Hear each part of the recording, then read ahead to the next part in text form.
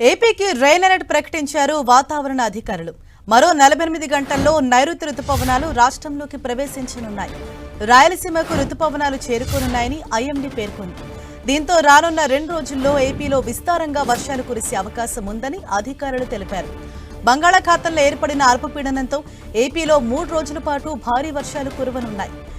తీరం వెంట గంటకు 40 నుంచి 50 కిలోమీటర్ల వేగంతో ఈదురుగాలులు వీయనున్నాయి. పలు జిల్లాల్లో పిడుగులతో కూడిన వర్షాలు కురిసే అవకాశం ఉంది. ఏపీలోని పలు జిల్లాల్లో భారీ నుంచి అతి భారీ వర్షాలు కురుస్తాయని వాతావరణ శాఖ అధికారులు తెలిపారు. ప్రతి సంవత్సరం జూన్ మొదటి వారంలో ఏపీలోకి ప్రవేశించే రుతుపవనాలు ఈసారి త్వరగా రాష్ట్రానికి రానున్నాయి. సాధారణంగా రుతుపవనాలు జూన్ 1వ తేదీ నాటికి కేరళ తీరాన్ని చేరుకుంటాయి. కానీ ఈసారి మే 24నే రుతుపవనాలు ప్రారంభమయ్యాయి. ఈ రుతుపవనాలు కేరళ, తమిళనాడు, కర్ణాటక, మిజోరాం తదితర రాష్ట్రాలను తాకి ఆంధ్రప్రదేశ్ వైపు కదలనున్నాయి. రుతుపవనాల రాకతో రైతులు వ్యవసాయ పనుల్లో నిమగ్నం కానున్నారు. రైతులు తగిన జాగ్రత్తలు తీసుకోవాలని అధికారులు సూచిస్తున్నారు.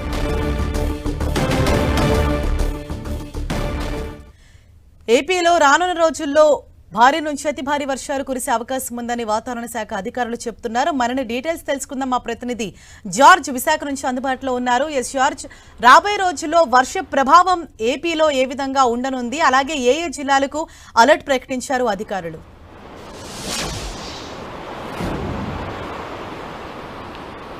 రాగల 3 రోజుల పాటు ఏపీలో విస్తారంగా చాలా చోట్ల కూడా వర్షాలు కురుస్తాయని వాతావరణ శాఖ చెబుతూ ఉంది. ముఖ్యంగా రాయలసీమ, కోస్తాంధ్ర, ఉత్తరాంధ్ర జిల్లాల్లో దీని ప్రభావం ఎక్కువగా ఉండే అవకాశం ఉన్నట్లు వాతావరణ శాఖ నిపుణులు అంచనా వేస్తూ ఉన్నారు. రాగల 24 గంటల్లో అల్పపీడనం అనేది ఏర్పడబోతుంది. ఈ అల్పపీడన ప్రభావం అలాగే రుతుపవనాలు ఎందుకంటే వేగంగా ముందుకు కదులుతున్నాయి.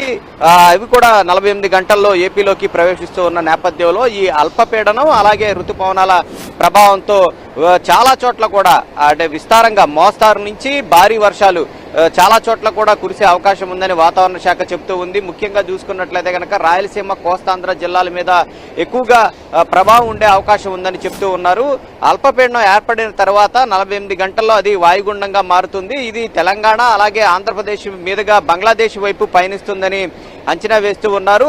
ఆ అల్పపీడనం ప్రభావం చూసుకున్నట్లయితే కనుక తీరం వెంబడి గాలుల వేగం కూడా అంతకంతకు పెరిగే అవకాశం ఉందని కూడా చెప్తూ ఉన్నారు. ఎందుకంటే గాలుల వేగం 50 నుంచి 60 కిలోమీటర్లు, గరిష్టంగా 70 కిలోమీటర్ల వేగంతో కూడా వీచే అవకాశం ఉంది. దీనికి తోడు వానలు సైతం కూడా కురిసే అవకాశం ఉంది. కాబట్టి ప్రజలు కూడా అప్రమత్తంగా ఉండాలని చెప్తూ ఉన్నారు.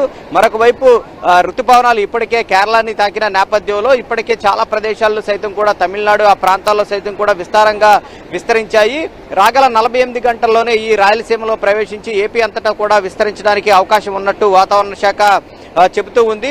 అయితే ఈ బంగాళాఖాతంలో ఏర్పడబోయే అల్పపీడన ప్రభావంతో చూసుకున్నట్లయితే కనుక రాగల 4 రోజుల పాటు విస్తారంగా వర్షాలు కురుస్తాయని చెప్తూ ఉన్నారు. ఒకసారి మనం విశాఖ సముద్ర తీరం వద్ద ఉన్నాం, చూసుకోవచ్చు. అలల ఉధృతి కూడా పెరుగుతూ ఉంది. చాలా రఫ్గా సముద్రం సైతం కూడా చాలా రఫ్గా మారిన పరిస్థితిని అయితే మనం స్పష్టంగా చూసుకోవచ్చు. ఈ వాతావరణ ప్రభావం కూడా తెలుస్తూ ఉంది. ఎందుకంటే గత 10 రోజుల నుంచి చూసుకున్నట్లయితే కనుక ఆంధ్రప్రదేశ్ వ్యాప్తంగా మోస్తారు నుంచి భారీ వర్షాలు చాలా చోట్ల కురిశాయి. చాలా రోడ్లన్నీ కూడా జలమయమైన పరిస్థితి, ఎడతెరపు లేకోకుండా వర్షాలు అనేవి కురుస్తూనే ఉన్నాయి. ఆ సమయంలో ఉపరితల ఆవర్తన ప్రభావంతో వర్షాలు కురిస్తే నేడు అల్పపీడన ప్రభావంతో రాగల 3 రోజుల పాటు విస్తారంగా వర్షాలు కురుస్తాయని చెబుతూ ఉన్నారు. గాలుల వేగం కూడా తీరం వెంబడి గరిష్టంగా 70 కిలోమీటర్లు వీచే అవకాశం ఉంది. కాబట్టి ప్రజలంతా కూడా అప్రమత్తత వ్యవహరించాలని వాతావరణ శాఖ చెప్తూ ఉంది. అంటే ముఖ్యంగా ఏ ప్రాంతాలకు రెడ్ అలర్ట్ ప్రకటించారు, అలాగే ప్రజలకు ఎటువంటి సూచనలు జారీ చేస్తున్నారు వాతావరణ శాఖ అధికారులు? ఎందుకంటే ఆల్రెడీ వర్షాలు సైతం పడుతున్నాయి. రాబోయే రోజుల్లో మరింతగా భారీ వర్షాలు కూడా కురుస్తాయని చెప్తున్నారు.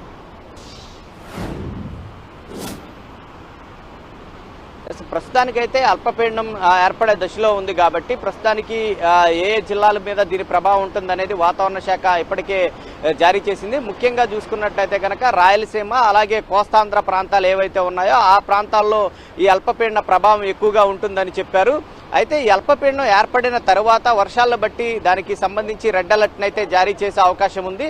ప్రస్తుతానికైతే వాతావరణ శాఖ అధికారులు మాత్రం ఏదైతే ప్రజలంతా కూడా అప్రమత్తంగా ఉండాలని చెప్తూ ఉన్నారు. ఎందుకంటే ఇటు వర్షాలు కురవడంతో పాటు పిడుగులతో కూడిన వర్షాలు పడడం, అలాగే గాలుల వేగం కూడా ఎక్కువగా ఉండే అవకాశం ఉంది. కాబట్టి సాధ్యమైనంత వరకు ఆయా సమయాల్లో, గాలులు వీచే సమయాల్లో ప్రజలంతా కూడా బయటికి రాకోకుండా ఉండడం మంచిదని చెప్తూ ఉన్నారు. ఎందుకంటే ఏమైనా స్తంభాలు ఏమన్నా కూలిపోవడం, లేకపోతే ఈ హోర్డింగ్స్ ఏమన్నా పడిపోయే అవకాశాలు కూడా ఎక్కువగా ఉంటాయి. కాబట్టి ఆ ప్రజలంతా కూడా అప్రమత్తంగా ఉండాలని చెప్తున్నారు. మరొక ముఖ్యంగా ఎక్కువగా వర్షపాతాలు కొన్ని కోస్తాంధ్ర జిల్లా ప్రాంతాల్లో కురుస్తాయి. కాబట్టి లోతట్టు ప్రాంత ప్రజలు ఎవరైతే ఉన్నారో వాళ్ళంతా కూడా తగు జాగ్రత్తలు తీసుకోవాలని అయితే ప్రస్తుతానికి చెప్తూ ఉన్నారు. అయితే మరి ముఖ్యంగా చూసుకున్నట్లయితే కనుక ఇటు ఉత్తరాంధ్ర జిల్లాలతో పాటు ఏజెన్సీ ప్రాంతాలు ఏవైతే ఉన్నాయో ఆయా ప్రాంతాల్లో సైతం కూడా అల్పపీడన ప్రభావం ఉంటుంది. కాబట్టి ప్రజలంతా కూడా తగు జాగ్రత్తలు తీసుకోవాలనేది వాతావరణ శాఖ చెప్తూ ఉంది. Thank you George.